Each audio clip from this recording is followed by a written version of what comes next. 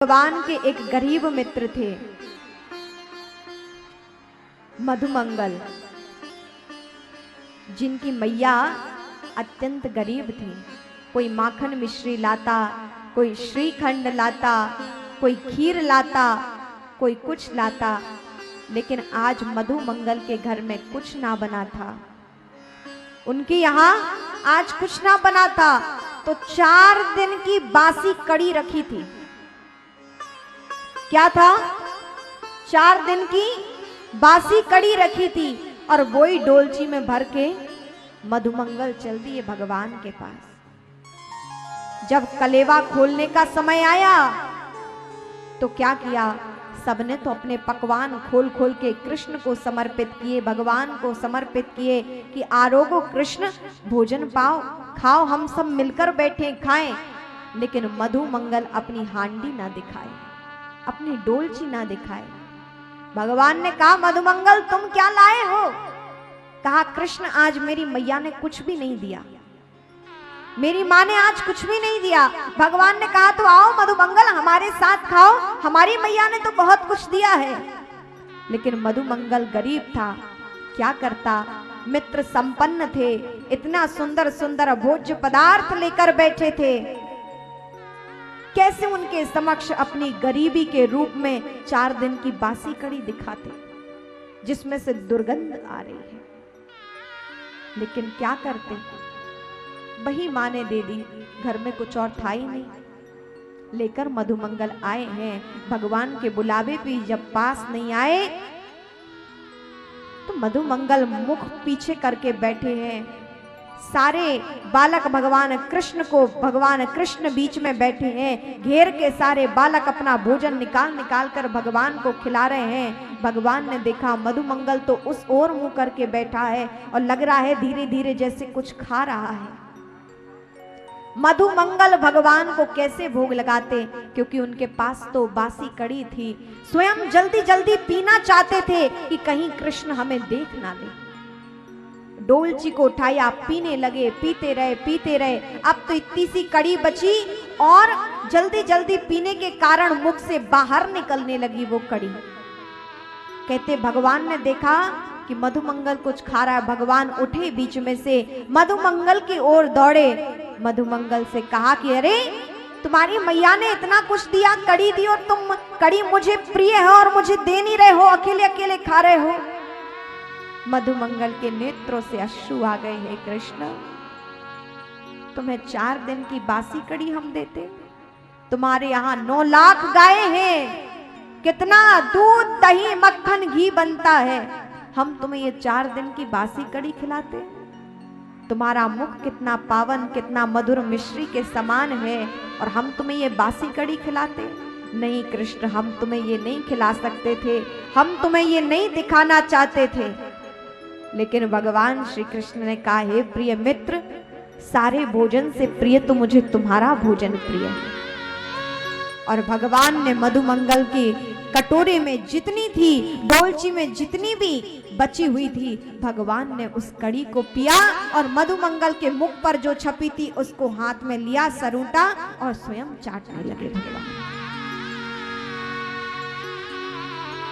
ये भगवान प्रेम के बंधन में है, भगवान ऐसी भक्ति के बंधन में। इतना इन ग्वाल वालों से प्रेम कि भगवान ने उस मधुमंगल की बासी कड़ी को भी स्वीकार लिया। कहने का तात्पर्य ये है कि भगवान के जीवन में प्रेम है तो पराकाष्ठा पर पहुंचा हुआ है, अनंत प्रेम है, पूर्ण प्रेम है अपने भक्तों के प्रति।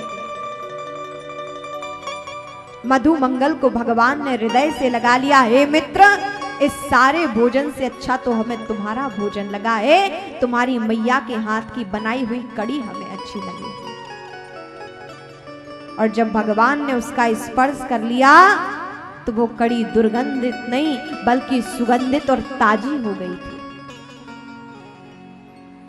ऐसा भगवान का प्रभाव है।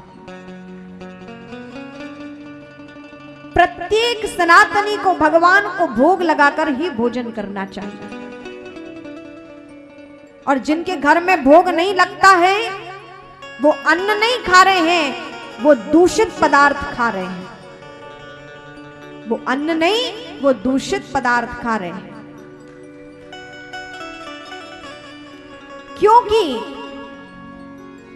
जो अन्न आप उगाते हो, उसको उगाने में किसान जब खेती करता है तो कितने कीट पतंगे भी खेती को नष्ट करने के लिए आ जाते हैं। तो खेती को सुरक्षित करने के लिए कुछ पदार्थ भी छिड़काव होता है कई बार, और उससे क्या होता है, कितने कीट पतंगे नष्ट हो जाते हैं, उनका पाप भी लगता है। उसका पाप कहां जाएगा?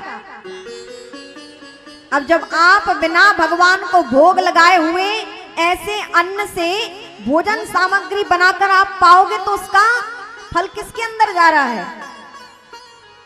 वो आपके निमित्त जा रहा है।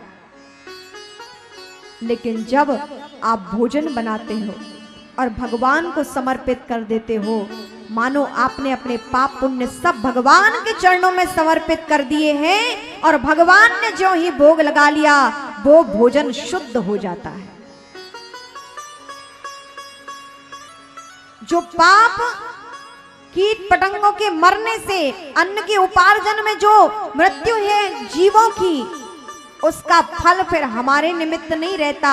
हम अपने कर्म जब भोग के रूप में परमात्मा को समर्पित कर देते हैं तो भगवान जब उस भोग को स्वीकार लेते हैं तो भगवान उस भोग के द्वारा जो हमारी भावना, जो हमारे कर्म होते हैं, वो सब जब हम उनके चरणों में समर्पित करते हैं, भगवान उस जब भोग को, अन्न को स्वीकारते हैं, तो अन्न जब आपको भगवान के भोग लगने के बाद प्राप्त होता है तो दूषित अन्न नहीं, वो प्रसाद बन जाता है। वो प्रसाद बन जाता है। और आप जब ऐसे प्रसाद को पाते हो तो आपकी बुद्धि पावन होती है, आपकी बुद्धि शुद्ध होती है, आपकी बुद्धि निर्मल होती है। और कहते हैं जैसा खाओगे अन्न वैसा होगा मन, और जैसा होगा मन वैसी क्रिया होगी। जैसी क्रिया होगी, जैसे कर्म होंगे, वैसा आपका जीवन बनेगा, और जैसा आपका जीवन बनेगा वैसा आपका जन्म बनेगा, और जैसा आपका जन्म बनेगा वैसा आपका प्रारब्ध बनेगा, और जैसा आपका प्रारब्ध बनेगा अगला जन्म आपको वैसा मिलेगा। इसलिए भगवान को भोग लगाकर प्रसाद पाएं। सारे ग्वाल बाल भगवान को भोग लगाए, मधुमंगल ने भी भोग लगाया। मधुमंगल की कड़ी को भगवान ने स्वीकार किया। कहने का तात्पर्य यह है कि भगवान कितने प्रेममयी है। प्रेम करते हैं तो अपने भक्तों से पूर्ण प्रेम करते हैं।